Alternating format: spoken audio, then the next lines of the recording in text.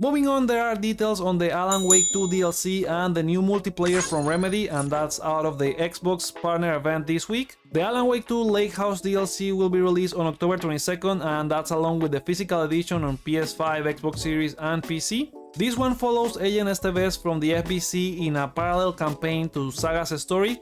So by the time both characters meet in the story campaign, the Lake House DLC has already happened.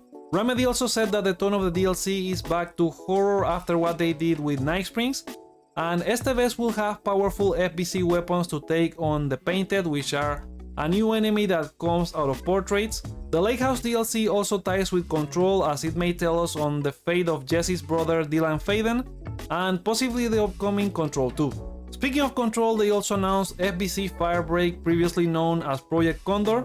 It's a 3-player co-op game set in the world of Control, where you play as the FBC Firebreak team, a response unit that faces otherworldly threats. Game director Mike Ayala says that this is not a sequel to Control, more like a spin-off, but it's not like a bite-sized Control either. Then there was Remedy Communications director Thomas Puha that pointed out this is a pick-up and play experience where you can have fun with friends without this becoming your second job. Now, what they said regarding that is that it doesn't mean that the game doesn't have a deep progression or things to unlock, but you won't have to log in every day fearing that you will lose some loot if you don't. They also didn't want to describe this as a games as a service, but it will be getting post-launch support. FBC Firebreak will come out in 2025, and it will be a quote-unquote mid-price game, so I guess $30. And besides that, it will be the second game ever to launch directly into PlayStation Plus Extra and Game Pass on day one, after Sea of Stars. Now, will that be enough to break the course of the single-player studio that goes on to make a multiplayer game?